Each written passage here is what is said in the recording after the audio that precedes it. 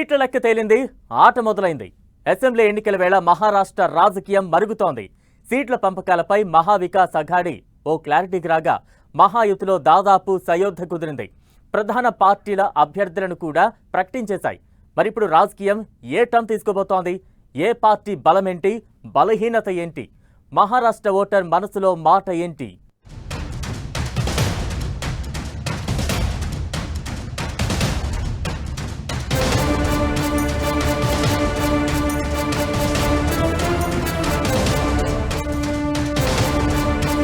సీట్ల లెక్క తేలింది, ఆట మొదలైంది. మహా ఎన్నికల యుద్ధంలో రోజుకో మలుపు. మహారాష్ట్రలో ఏ పార్టీ వ్యూహం ఏంటి? ఏ పార్టీ బలమేంటి, బలహీనత ఏంటి? మహారాష్ట్ర ఎన్నికల కోసం ఇప్పుడు దేశమంతా ఎదురు చూస్తోంది. ఎన్డీఏ కూటమిని భారీగా దెబ్బతీసిన లోక్సభ ఎన్నికల ఫలితాలు ఓవైపు, హర్యానాలో బీజేపీ హ్యాట్రిక్ అధికారం మరోవైపు. మరిప్పుడు మహారాష్ట్రలో ఏం జరగబోతోంది? ఎన్డీఏ సర్కార్ సత్తా చాటుతుందా లేదా అనే అంచనాలు, ప్రశ్నలతో మహారాజకీయం మహా సంగ్రామాన్ని తలపిస్తోంది. దేశవ్యాప్తంగా ఆసక్తి రేపుతోంది. ఇకటు ఎన్నికల్లో సీట్ల సర్దుబాటుపై ఇండియా కూటమిలో సయోధ్య కుదిరింది. విపక్ష మహావికాస్ అఘాడీ కూటమిలోని ప్రధాన పార్టీలైన Shiv Sena UBT, Congress, NCP, SP చెరో 85 స్థానాల్లో పోటీ చేయాలని నిర్ణయించాయి. మహారాష్ట్రలో మొత్తం 288 అసెంబ్లీ స్థానాలు ఉండగా 270 సీట్ల విషయంలో ఏకాభిప్రాయం కుదిరింది. మిగతా 18 సీట్లను సమాజ్వాదీ పార్టీ సహా మిగిలిన భాగస్వామ్య పక్షాలకిచ్చేందుకు చర్చలు జరుగుతున్నాయి. మహావికాస్ అఘాడీ కూటమిలో ఎస్పీతో పాటు ఆప్, పీడబ్ల్యూపీ, లెఫ్ట్ పార్టీలు ఉన్నాయి. 12 స్థానాలను కోరుతున్న ఎస్పీ ఇప్పటికే 5 చోట్ల అభ్యర్థులను ప్రకటించింది. 65 మందితో Shiv Sena UBT first list release చేసింది. ఇకటు మహాయుతి కూటమిలోని సీట్ల కేటాయింపుపై దాదాపు క్లారిటీ వచ్చినట్టు తెలుస్తోంది. బీజేపీ 152 నుంచి 155 స్థానాలు, ఏక్నాథ్ షిండే శివసేన 78 నుంచి 80 స్థానాలు, అజిత్ పవార్ ఎన్సీపీ 52 నుంచి 54 స్థానాల్లో పోటీ చేయనున్నట్లు తెలుస్తోంది. బీజేపీ ఇప్పటికే 99 స్థానాలకు అభ్యర్థులను ప్రకటించింది. శివసేన ఏక్నాథ్ షిండే వర్గం 45 సీట్లను ప్రకటించింది. అజిత్ పవార్ ఎన్సీపీ కూడా 38 మంది అభ్యర్థులతో కూడిన మొదటి జాబితాను విడుదల చేసింది. సీట్ల లెక్కలపై దాదాపు క్లారిటీ రావడంతో ఇప్పుడు మహాయుతి, మహావికాస్ అఘాడీ కూటములు వ్యూహాలకు పదును పెడుతున్నాయి. 2019 ఎన్నికల్లో కలిసి పోటీ చేసిన బీజేపీ, శివసేన ఫలితాల తరువాత సంకీర్ణ ప్రభుత్వం ఏర్పాటు చేయగల స్థితిలో ఉండి కూడా విభేదాలతో విడిపోయాయి.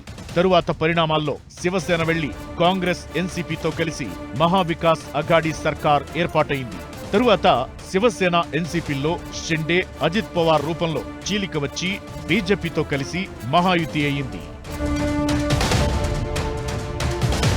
2024 లోక్సభ ఎన్నికల ఆధారంగా అసెంబ్లీ స్థానాల్లో బలాలు చూస్తే రాష్ట్రంలోని 288 స్థానాల్లో కాంగ్రెస్ కూటమి 151 స్థానాల్లో, బీజేపీ కూటమి 128 స్థానాల్లో ఆధిక్యత చూపించాయి. ఇండియా కూటమికి 43.71% ఓట్లు రాగా ఎన్డీఏ కూటమికి 43.55% ఓట్లు వచ్చాయి. అయితే ఈ స్వల్ప తేడాతో మొత్తం 48 లోక్సభ స్థానాలకు గాను ఇండియా కూటమి 30 స్థానాలు గెలుచుకోగా ఎన్డీఏ కూటమి 17 సీట్లకు పరిమితమైంది. అయితే పార్టీలో చీలికలను ఇష్టపడడం లేదని లోక్సభ ఎన్నికలతో ప్రూవ్ చేశారు మహారాష్ట్ర జనాలు. అలా అని లోక్సభ ఎన్నికల్లో ఫలితాలు అసెంబ్లీ ఎలక్షన్స్ లో రిపీట్ అవుతాయనడానికి లేదు. అది మహారాష్ట్ర లాంటి రాష్ట్రాల్లో ఆ ఛాన్స్ ఉండదు. మహారాష్ట్ర అంటేనే అవకాశవాద రాజకీయాలకు కేర్ ఆఫ్. దీంతో ఓటర్లు ఆచితూచి నిర్ణయం తీసుకునే అవకాశముంది. ఇదే ఇప్పుడు మహా రాజకీయాలపై ఆసక్తి క్రియేట్ చేస్తోంది. వాళ్ళకు 44% ఎంబీఏకు ఉంటే 43.6% ఎన్డీఏ కూడా ఉంది. అంటే కేవలం 0.4% మటుకే ఇద్దరి మధ్య ఓట్ల తేడా. అటువంటిప్పుడు చాలా జాగ్రత్తగా చిన్న ఒక్క ఓటు కూడా బీరిపోకుండా చూసుకుంటే తప్ప ఇవి విజయం సాధించే అవకాశం లేదు. ఉచిత హామీలు గుప్పించేందుకు మహావికాస్ అఘాడీ సిద్ధమవుతోంది. లోక్సభ ఫలితాలతో ఈ కూటమి జోష్ మీద కనిపిస్తోంది. అధికార కూటమిలో కుమ్ములాటలను మహావికాస్ అఘాడీ క్యాష్ చేసుకోవాలని ప్లాన్ చేస్తోంది. ఇకటు ఎన్సీపీ నేత సిద్దికీ హత్య కూడా కీలకంగా మారే ఛాన్స్ ఉంది. రాష్ట్రంలో క్షీణిస్తున్న శాంతి భద్రతల పరిస్థితికి ఇదే నిదర్శనం అంటూ మహాయుతిని టార్గెట్ చేయడం ఖాయం. ఇకటు రాష్ట్రంలో ఏర్పడిన వ్యవసాయ సంక్షోభంతో అధికార కూటమిపై అన్నదాతలు ఆగ్రహంతో ఉన్నారు. దీనికి తోడు రిజర్వేషన్ల కోసం మరాఠాలు జరిపిన ఆందోళన మహాయుతి ప్రభుత్వాన్ని టెన్షన్ పెట్టింది. రిజర్వేషన్లపై దళితులు కూడా అధికార కూటమికి దూరమైపోయారు. వీటన్నింటినీ తమకు అనుకూలంగా మార్చుకోవాలని మహావికాస్ అఘాడీ ప్లాన్ చేస్తోంది. అదే సమయంలో బీజేపీ హర్యానా మార్క్ స్ట్రాటజీని ఫాలో అయ్యే అవకాశాలు ఉన్నాయి.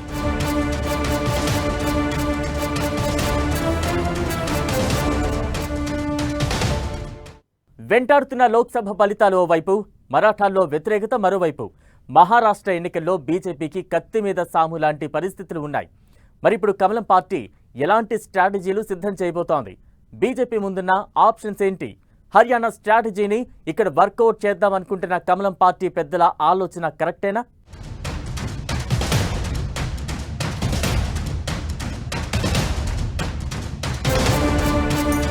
మహా ఎన్నికల్లో Haryana strategy, BJP plan workout అయ్యే ఛాన్స్ ఉందా? లోక్సభ ఫలితాల్లాంటివే రిపీట్ అవుతాయా? మహా సంగ్రామంలో కనిపించబోయే మలుపులేంటి? మహారాష్ట్ర అసెంబ్లీ ఎన్నికల్లో మరాఠాలు ఎటువైపు ఉంటారనేది కీలకంగా మారింది. రాష్ట్రంలో 33% ఉన్న మరాఠా జనాభా మద్దతు మహాయుతి, మహావికాస్ అఘాడీ కూటములకు కీలకంగా మారింది. 288 అసెంబ్లీ నియోజకవర్గాలు కలిగిన మహారాష్ట్రలో దాదాపు 160 నియోజకవర్గాల్లో మరాఠాలు గెలుపోటములను ప్రభావితం చేసే స్థాయిలో ఉన్నారు. రిజర్వేషన్ల కోసం 6 సార్లు దీక్ష చేసిన మరాఠాలకు మనోజ్ జరాంజే పాటిల్ సరికొత్త నాయకుడిగా ఎదిగారు. దీంతో ఇప్పుడు జరాంజే మద్దతు కోసం అభ్యర్థులు ప్రయత్నాలు ముమ్మరం చేశారు. లోక్సభ ఎన్నికల్లో మరాఠా ఉద్యమ ప్రభావం మహాయుతి కూటమిపై పడింది. మరాఠాలు బలంగా ఉండే మరాఠ్వాడా ప్రాంతంలో 8 లోక్సభ స్థానాల్లో మహాయుతి ఒక్కటి గెలవలేదు. గత ఎన్నికల్లో జరాంజే ఎవరికీ మద్దతు ఇవ్వకపోవడం మహావికాస్ అఘాడీకి కలిసొచ్చింది. ఈసారి మాత్రం ఆయన సొంతంగా అభ్యర్థులను నిలబడతామని ప్రకటించడం ఎంవీఏను టెన్షన్ పెడుతోంది. మరోవైపు మరాఠాల ఓట్లు తగ్గినా ఓబీసీలను ఆకర్షించడం ద్వారా గట్టెక్కాలని మహాయుతి కూటమి వ్యూహాలు రచిస్తోంది. మరోవైపున మహాయుతి విషయానికి వస్తే స్వయంగా అమిత్ షా లాంటి వాళ్ళు కూర్చొని దేవేంద్ర ఫడ్నవీస్ను కూడా దారికి తీసుకొని వచ్చి చాలా ప్రాధాన్యత ఇస్తున్నారు. ఇక్కడికి వచ్చేసరికి అది ఐక్యత కుదరట్లేదు. మరి కాంగ్రెస్ పెద్దలు రంగంలోకి దిగి సర్దుబాటు చేస్తారా, నష్టపోతారా అన్నది చూడాలి. హర్యానా స్ట్రాటజీని మహారాష్ట్రలో అమలు చేయాలని బీజేపీ పావులు కదుపుతోంది. ఆ రాష్ట్రంలో నాన్ జాట్లను ఏకం చేయడంతో పాటు ఓబీసీల బలంతో కాంగ్రెస్ కు షాకిచ్చి హ్యాట్రిక్ విజయాన్ని దక్కించుకుంది బీజేపీ. ఇప్పుడు కూడా అలాంటి ఫార్ములానే ఫాలో కావాలని అనుకుంటున్నట్లు కనిపిస్తోంది. మరాఠాలు బీజేపీకి దూరమైనట్టు 2024 లోక్సభ ఎన్నికల ఫలితాలతో అర్థమవుతోంది. బీజేపీ ప్రధాన ఓటు బ్యాంక్ అగ్రవర్ణాలు, ఓబీసీలు. మరాఠాల్లో వ్యతిరేకత కనిపిస్తుండటంతో హర్యానాలో జాటేతర వర్గాలు ఓబీసీలను టార్గెట్ చేసినట్లే ఇక్కడ కూడా మరాఠేతర వర్గాలు ఓబీసీలపై ఫోకస్ చేయాలని నాయకత్వం ఆలోచిస్తున్నట్టు తెలుస్తోంది. మహారాష్ట్రలో మరాఠాలు 33% ఉంటే ఓబీసీలు 27% ఉన్నారు. వెనుకబడిన తరగతులు బీజేపీ విజయానికి వెన్నెముకగా నిలిచాయని హర్యానా అనుభవం నిరూపించింది. దీంతో మహారాష్ట్రలో ఓబీసీల చుట్టూ తిరిగే సామాజిక కూటమిని జాగ్రత్తగా కలపడానికి బీజేపీ కేంద్ర నాయకత్వం ప్రయత్నాలు చేస్తుందనడంలో ఎలాంటి అనుమానం లేదు. బీజేపీ తొలి జాబితాలో మొత్తం 99 మంది అభ్యర్థులను ప్రకటించగా అందులో 30 మంది అభ్యర్థులు ఓబీసీ వర్గానికి చెందినవారే. ఓబీసీలకు తాము ఎలాంటి ప్రాధాన్యం ఇస్తున్నామో చెప్పకనే చెప్పింది కమలం పార్టీ. ఇకటు ప్రభుత్వ వ్యతిరేకతను అధిగమించేందుకు మహాయుతి కూటమి వరాల వర్షం కురిపిస్తోంది. ఎన్నికలు సమీపిస్తుండగానే తేలికపాటి మోటార్ వెహికల్స్ కు టోల్ రాయితీతో పాటు దాదాపు 1500 నిర్ణయాల అమలు ప్రారంభించింది. అన్నింటికన్నా ముఖ్యమైనది 46,000 కోట్ల లాడ్లీ బెహన్ యోజన. ఇది గేమ్ చేంజర్ గా మారడం ఖాయంగా కనిపిస్తోంది.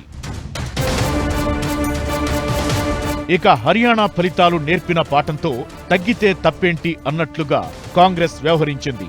మొదట్లో 100+ సీట్లు కావాలని పట్టుబట్టిన హస్తం పార్టీ ఆ తరువాత 85కు ఫిక్స్ అయింది. సీట్లు తగ్గినా సరే బీజేపీ ఎన్డీఏ కూటమిని ఓడించడమే లక్ష్యం అన్నట్లుగా హస్తం పార్టీ తీరు కనిపిస్తోంది.